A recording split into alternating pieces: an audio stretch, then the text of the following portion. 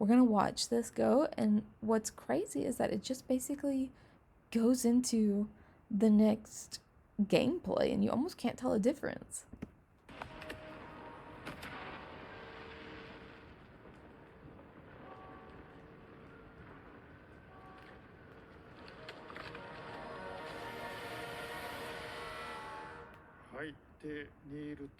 Okay, we're gonna confront the warriors in NEIL. So let's do a little stealthy first. Well, we're just trying to defeat NEIL, but we want to get the warriors too.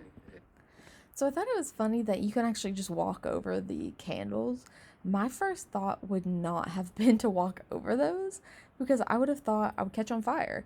I totally would have assumed that you would get an injury from walking over the candles. So that's something to keep in mind. I mean, it doesn't appear to hurt him. But I feel like there are things in this game that I feel like upon first look, they seem like they would do something and then they don't. Like these candles seem like they should hurt you and they don't. We go for stealth here in a minute, and it seems like we shouldn't be able to get this close to them, and we do. We want to get the warriors too. So we'll find one warrior, and we're sneaking behind. I mean, he gets close. That's insane that he's able to get that close. Now, we don't know if like his stealth has improved greatly or if he's leveled that skill up. But my thing is, how did they not hear the Ojudeg going crazy? And I'm also looking, did he ever pull his strand out, or is this just an automatic menu button? I don't think he did. Let's look back here and see if he ever pulls the strand out of the actual tool menu.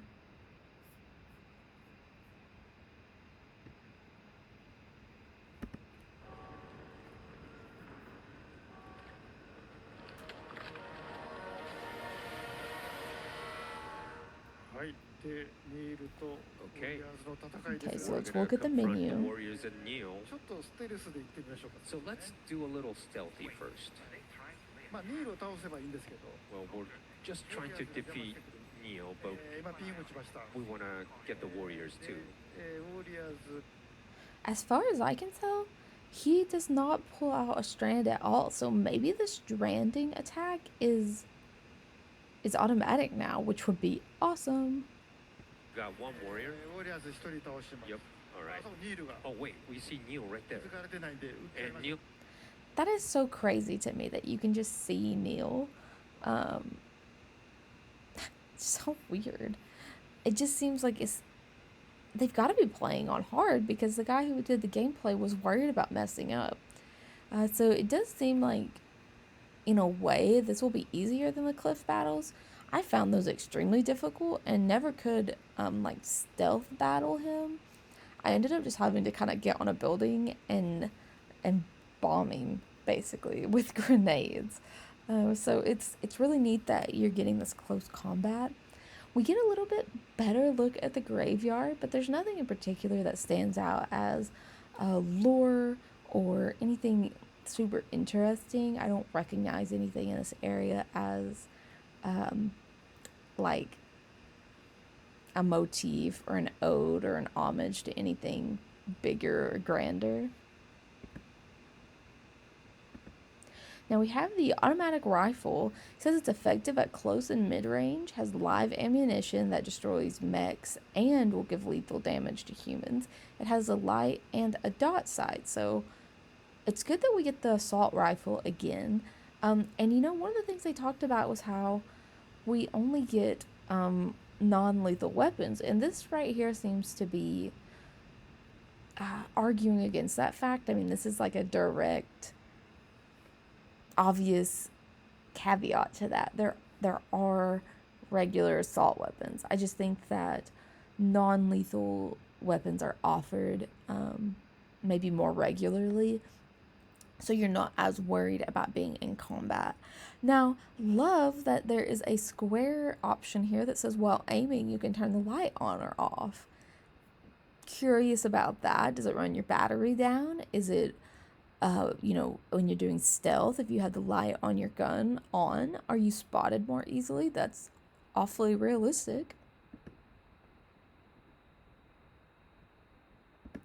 Now he totally lights him up, and if you notice, we can see there's a spare magazine. Um, this right here, I'm assuming means like maybe the backpack magazine symbol. I'm not totally sure what this symbol is. But I did notice we have a shotgun over here, which I really like the shotgun in the game. And then we have for L2, we have concentrate, which is neat, because we're getting more of those realistic shooting styles, like in the sniper rifle that we saw in a different clip, in a different video even. The fact that you have to worry about your bullet dropping at a long range, and the fact that it gave you the ability to kind of pay attention to wind, and I think that's really cool. Wait, he warped out. All right.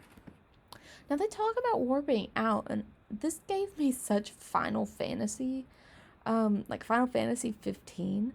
That looks so much like how Noctis would warp out whenever he would jump through using his powers. I don't even remember what those were called. But he warps out, and it's almost like glass breaking. And I think that imagery is probably going to be important. It's probably going to be a reference to something. And I'm kind of like, oh, I hope he doesn't break like a BB pod's glass. And that's supposed to represent him being like shattered. But it probably does actually represent him being shattered in some way, because Cliff was represented as like being connected to Sam, and that's kind of why he had the umbilical cord imagery. He like couldn't let go. Oh, wait, he warped out. All right, we gotta find him again.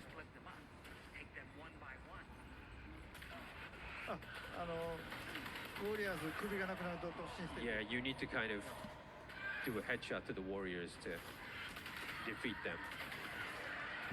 I think it's so fun. You can see the skull pop off of their head. Like, you can just, that's hilarious to me. I don't know why. Now, I was looking at this gravestone, and at first I thought it was like an octopus or something, like some sort of squid imagery, but it just looks like a regular old tombstone, so nothing of interest there.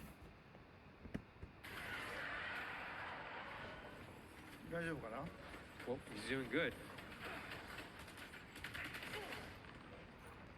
Now, he's obviously had a lot of practice, but he's doing really well at the attack.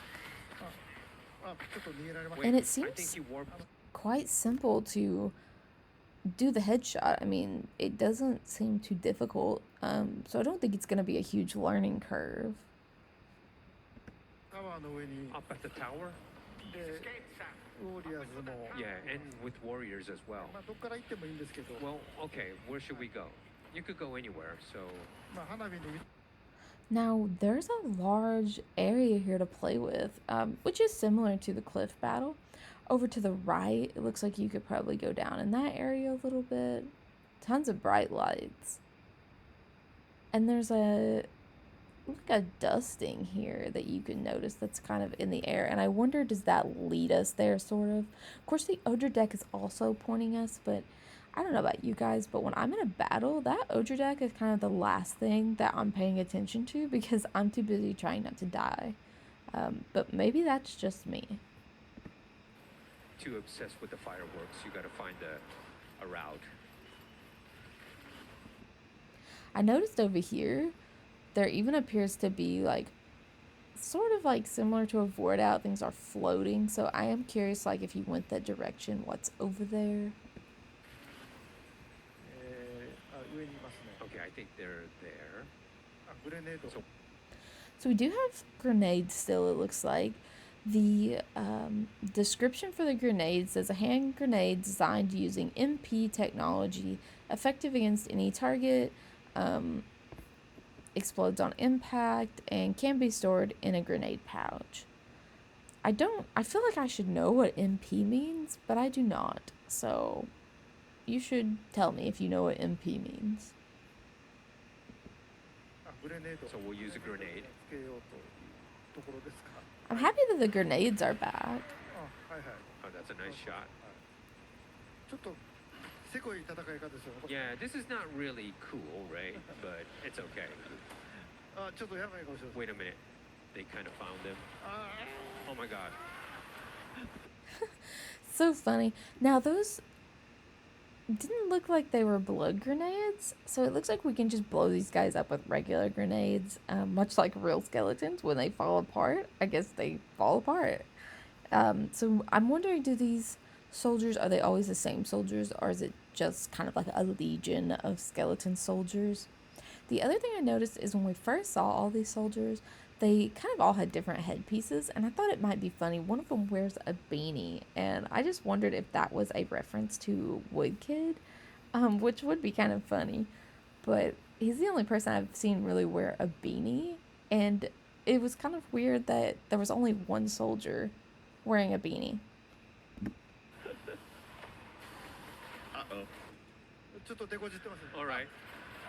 Let's change weapons. Oh no. So it does appear that you don't have to get a headshot. You can just unload a ton of bullets into them, and it will still kind of blow their head off eventually. Oh, that was close.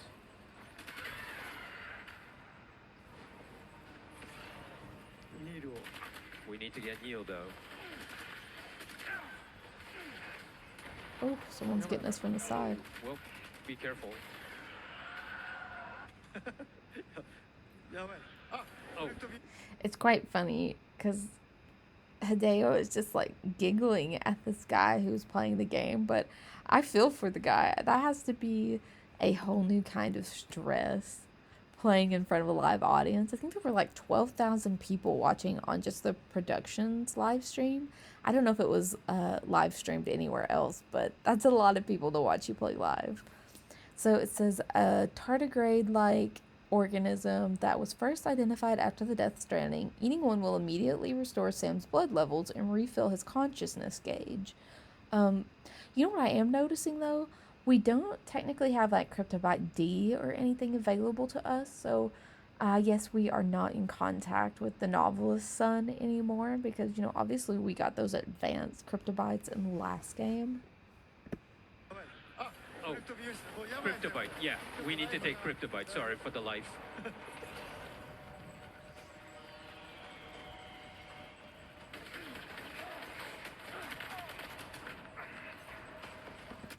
That is so funny. So the first time that we watched this, I did not see the Mamma Mia thing.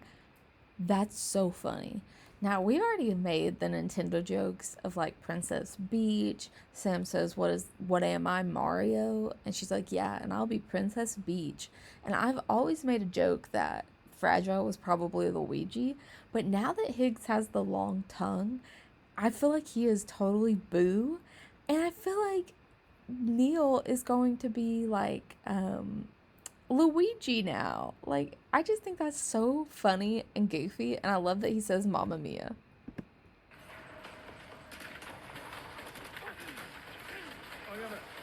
Well, you're in trouble. Oh, he All did right, it. good. I think we got him.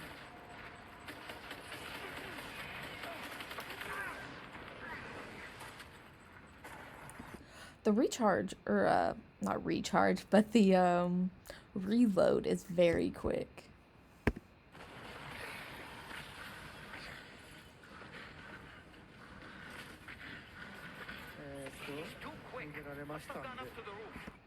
Something I am noticing is there are not health items anywhere. He's not seeing cryptobites, he's not seeing blood bags, he's not getting any sort of help from like the kind of white SAMs that will come out of the tar sometimes if you're in like a BT battle.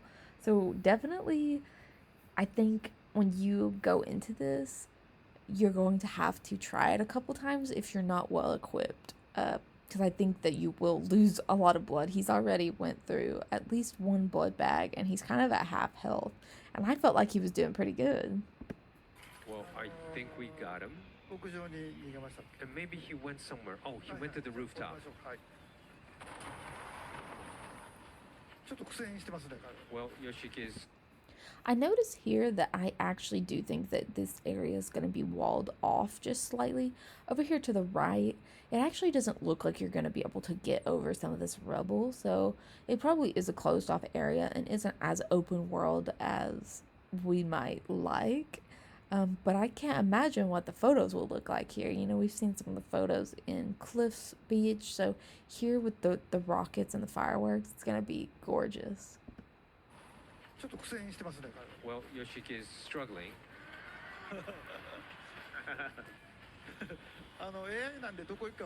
Because it's, AI, I don't know where they're gonna go. I thought this was clever.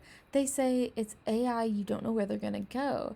In the cliff scenes, as far as I'm aware, they were planned. He always went to the same spots. There was never like a oops, he's on this side of the map now and you just don't know. So he really has included some elements that are interesting.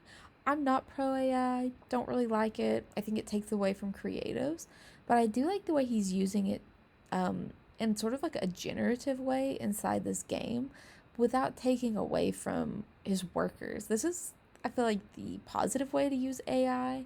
You are like adding to the work you've done in like a way that isn't cannibalistic. So you're not cannibalizing people's jobs and using their resources to create something and then kicking them out. You're like building upon what they have. So they built the models, they built this landscape. So the only AI that seems to be generated here is just a location of where the character will go. And I feel like that's a healthy balance of how he's using this. Now, he probably means AI as in the game's algorithm rather than like true AI, the way that we're coming to know it now, which is awful and destroys a lot of stuff. But, I digress. It is interesting to know that if you're doing perhaps like a timed run, you could just get lucky, like ranked nightmares. If your NEIL just happens to spawn in places close to you, then you may just get lucky and boom, you could get a really fast ranking and medal just because you got lucky in placement. So that is interesting to me that might affect things like ranked fights. Might it be worth getting up close and personal with them? Oh, so there are cryptobites. I see a cryptobite up here and a few over here. So I guess there are some if you go looking. Probably up the tower, so we're gonna go find him. Oh, there's a blood bag. So I was just talking about how I didn't feel like any of that was around. Okay, we found a shotgun.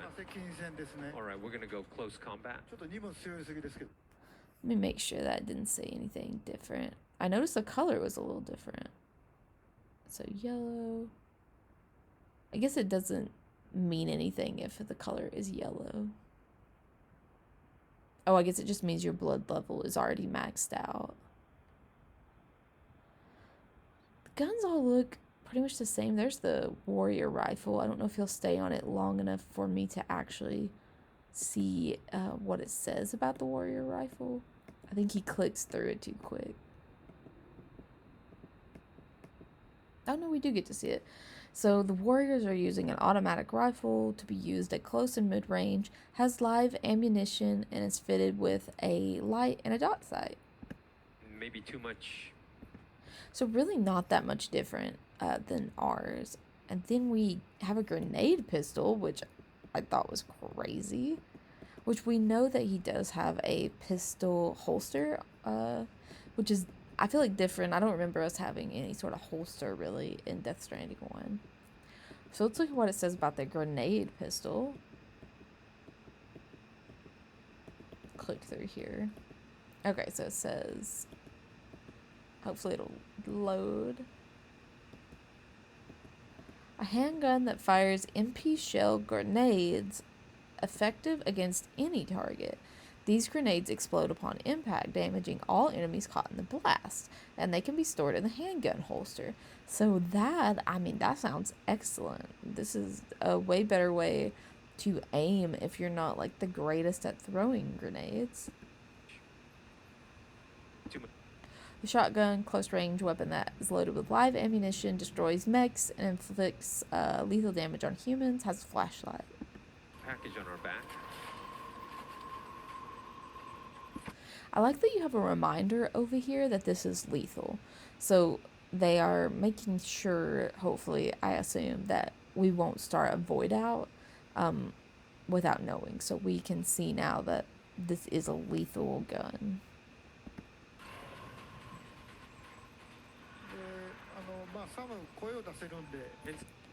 I noticed the statue is headless.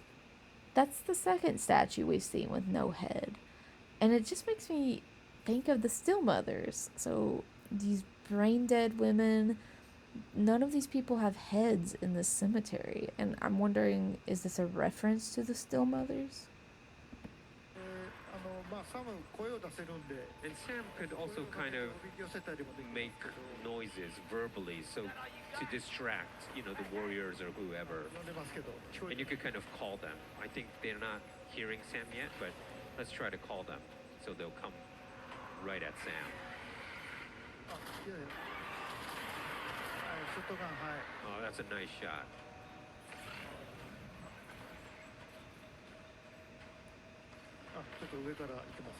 Yeah, they're probably from above. Let's go above.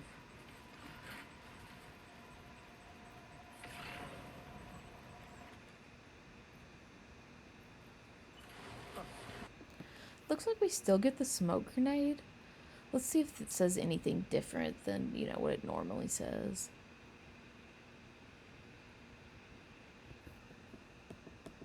A grenade that explodes on impact to produce a lingering cloud of smoke, obscuring enemy vision and causing humans to cough. The smoke can shield Sam from the vision of watchers, who, unlike other BTs, have the ability to see. The relatively muted sound of its detonation draws little attention to Sam, making it the perfect tool for covert operations. So, good to know that this can shield us from BTs, not just humans. We'll also might use a smoke grenade.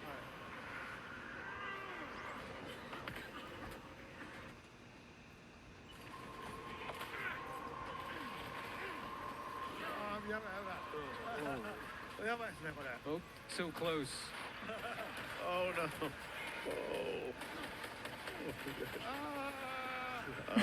It's so fun watching this. This is exactly how I feel when I play. Very nerve-wracking. Well, that was good. We got him. Yes, Yoshige. Oh, and Neil's right there, so we need to get Neil. So I noticed that he turns into sort of a remain. He kind of turns into smoke and then shatters. That's I like that. I like seeing how these characters transport off screen, because that usually tells us something about them. I don't know. I'm so curious why there is a shattering effect on him. Well, you know, the thing about smoke grenade is they can't see you, but we can't see them too. All right, I think we got him. All right, what are we gonna do? What are you doing? Oh, it's called a grenade pistol. So it's like a handgun. So you don't have to package it. You could put it in your holster. So it's really good. A small gun. Yeah, it's Nice. yeah. That's awesome. I feel like I will be utilizing that quite a bit. We also have gotten completely around the graveyard, and we are on, it almost looks like the other side of the burning cathedral. I don't even know what you would call that. I want to call it like a mausoleum. But I actually don't know. I think we might just be in a different angle from where we actually entered. Because the flames were on the right side of the screen when we see Neil's intro. So I think we're just kind of up and to the left of where we entered originally. Yeah, it's a little cheating in a way. I mean, like, not cool. It's not like how you really want to battle, but anyways. Oh no.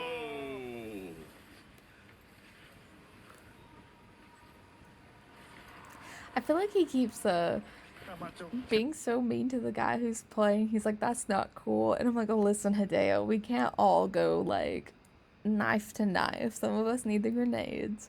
And it's even funnier hearing him talk about it because he's like, that's not very cool. But he's known for being a pacifist and not wanting to fight. So I do think it's funny when he kind of eggs this guy on and he's just like poking at him.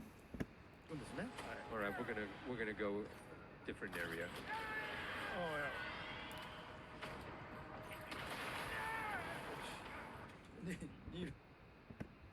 Yep, I think we got him. Okay, we'll change the shotgun. There he is. We're getting him. Yeah, so he turns into a remain, just like the other people in this area.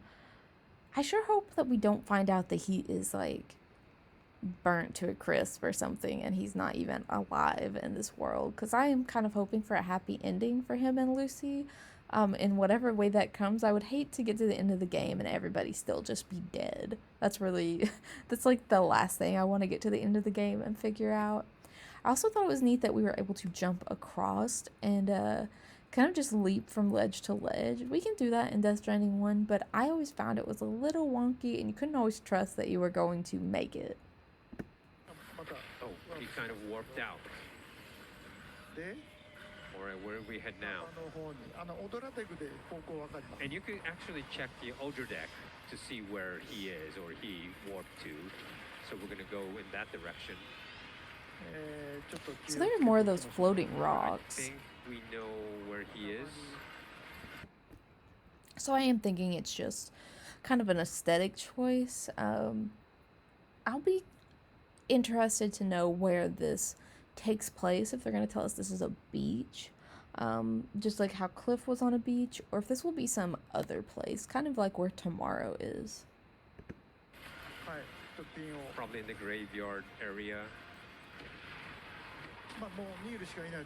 And it's only now Neil. It's a face-off with oh, there he is. Yeah. Now, they did say, what is he doing? Because it appears that the person doing the gameplay kind of waits a couple seconds. But I think he was just waiting to let the, like, animation play through. Because you kind of get to see how Neil reacts here at the end. Good. Poor Neil.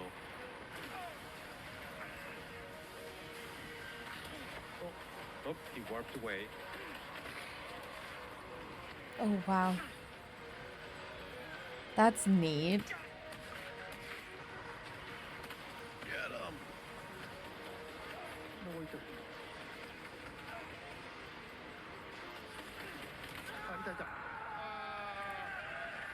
Looks so good. Yes, we got him. Oh, that was a close call. This is new to us. We hadn't seen this footage before, and there's a couple things to note. It sounds like he's trying to say his name. We hear the, did he say Nirvana line? And I think that there are layers to this. Nirvana can mean kind of like a place of, like, being above things, kind of being elevated in a way. It's, there's a definition for it that escapes me at the moment, but in a way it's like sublime. It's a great sort of afterlife almost to be in Nirvana. The other thing is that his name sounds like NEIL VANA. And someone, I wish I could find this comment. Somebody had commented that it sounded like an Italian phrase. And that they thought maybe, yeah, it was his name, but he was also trying to say something in Italian that sounded similar. If anyone speaks Italian, I would love to know what you think he was trying to say. If it probably wasn't his name, unless he was just trying to remember who he was or to tell us who he was.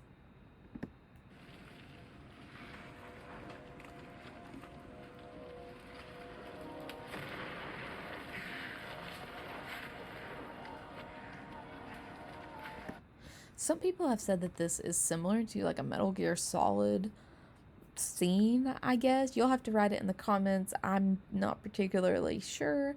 He does have the baby in the bag. That is the yellow bag that the baby doll is seen in that has the glowing orange eyes.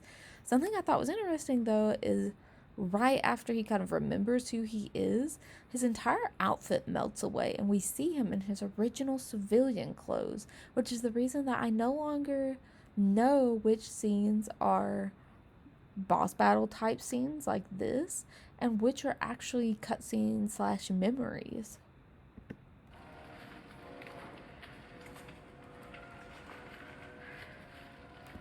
It's as if whoever has given him this headband or scarf um, is in control of him, because when he puts it on, the skeletons start up, they help him fight, and when he takes it off, he goes back into his regular civilian clothes. The other thing is, the baby doll is gone. When he removes that scarf, we no longer see the yellow bag on him anymore.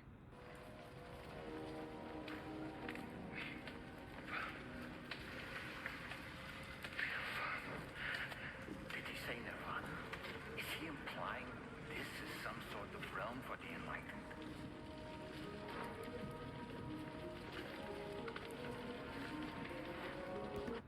And so then he just kind of knocks out.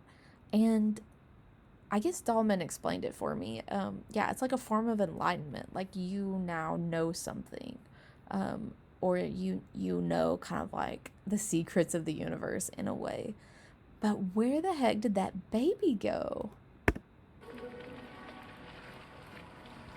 Right here we get the full look. There is no yellow bag that had the baby doll. So there's got to be something in that baby doll that is either controlling him or giving him those powers, just like the baby doll gave Cliff powers, just like the baby doll gives Higgs powers. I want to know what evil baby doll this is, or good baby doll. It might not be evil. He did still have a gun in his hand, but he didn't have like the military outfit. He also doesn't appear to have anything but the scarf in his hand.